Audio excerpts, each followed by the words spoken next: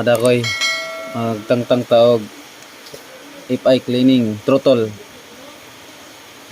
monitor so atong tangtangon ni apya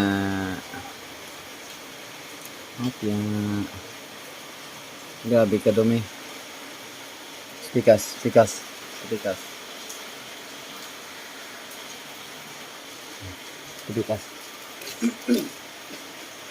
lah sino mga kanaks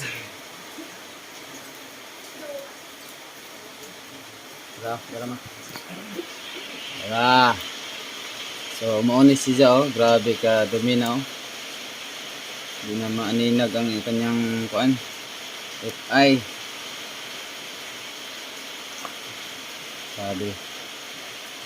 Napaka dumi. So palitan na natin 'to. Napakadumi. Palit natin yan ay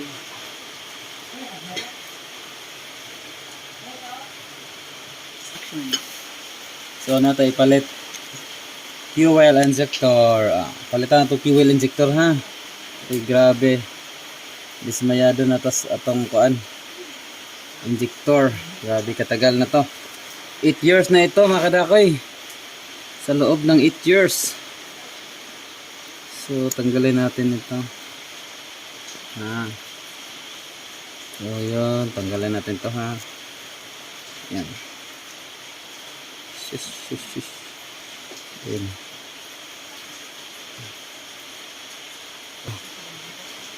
Ito.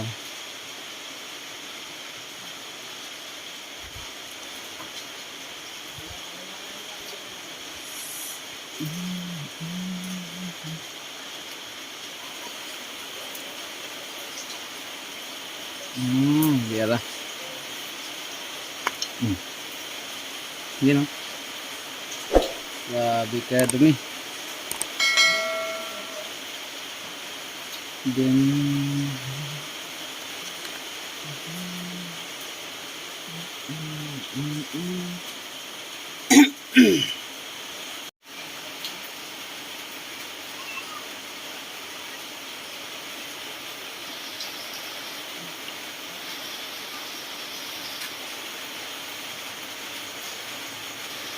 matigas siya mga kadakoy.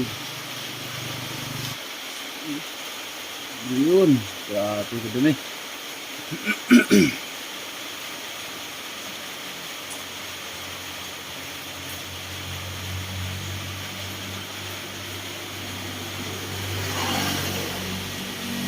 Mga kadaks.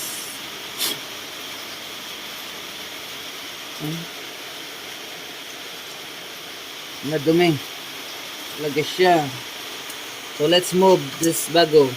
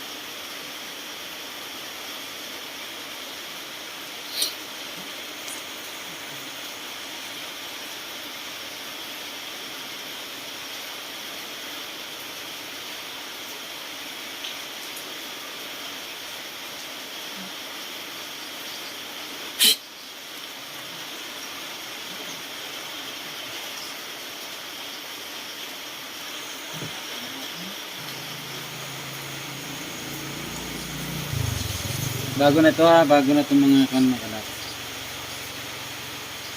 Balik natin ito.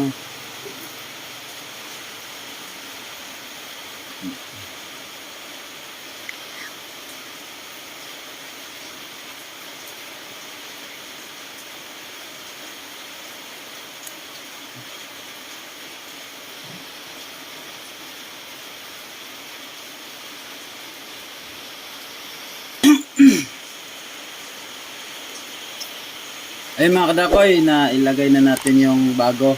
Napalitan natin yung luma. bilain mo gaano ka dumi itong ano, injector natin. Since mula pag ano nito, pagbili, ito walang palit-palit. Ngayon pa lang, 8 years na. Ngayon pa lang kaya nag-decide ako magpalit dahil hirap na siyang umano ng gasolina. Nagbabara-bara na. Kaya kailangan natin palitan. Pwede naman tong linisan kung bago pa lang yung injector nyo. Pero pag ganito nakatagal, palitan nyo na para wala nang problema. So, ibalik na natin yung connection niya. Ito. So, mahirap. Pag yung mga ibang nagano, mahirap lang talaga to anuhin, tanggalin. Nga lang, kailangan talagang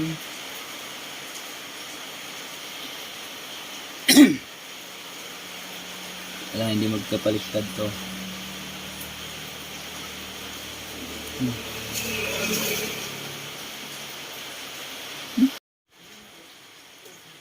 So yun mga kadakoy, itong bago nating nabili, kinasa na natin kanina, kaso ang problema, pagkasa rito, hindi siya akma dito sa sakit niya.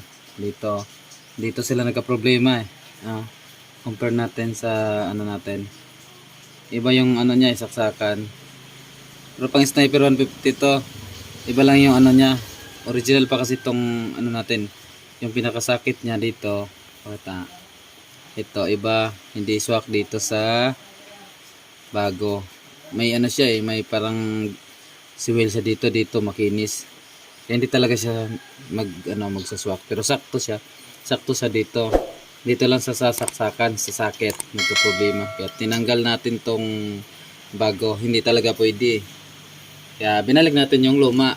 So yan ang luma. Nilinisan lang natin. Dahil wala tayong ipay cleaning. Nilinisan lang natin gamit nitong gasolina. Yun lang, wala tayong choice eh.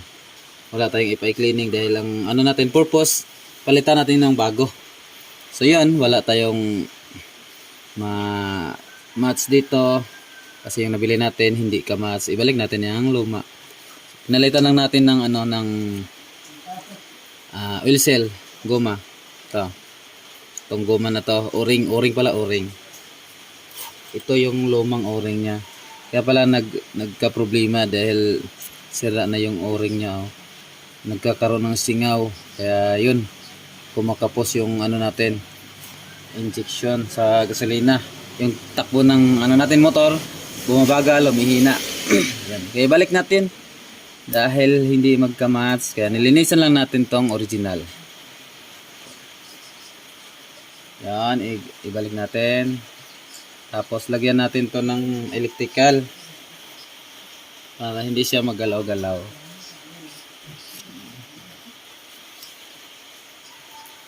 So lagyan natin ng electrical to ha. Para hindi lang siya gumalaw.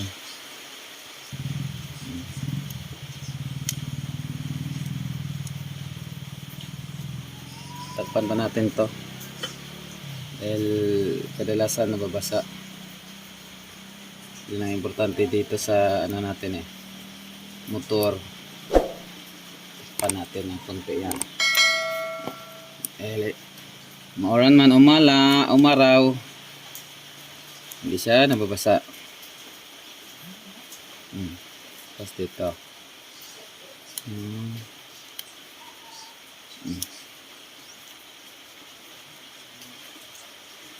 Okay.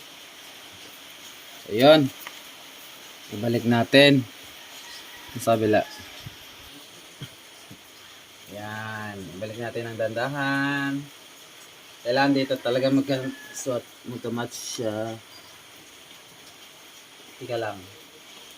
Itong isa, niwanan. Ayan, ibalik na natin mga kadakay ito ha. At siyempre mga kadakay, huwag kalimutan tong washer na plastic niya.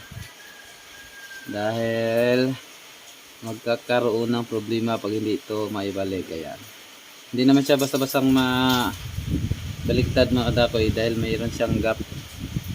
So, ibalik na natin dito sa ilalim.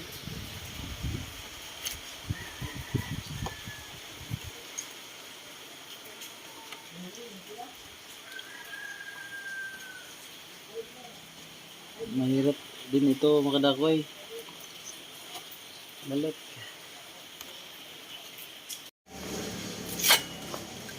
Slide. Yun. Ito. Pakita ba? Ito na.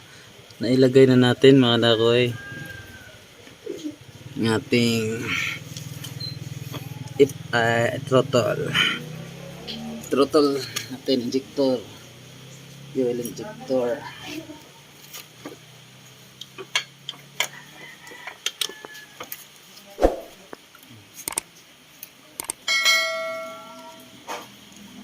Ito na.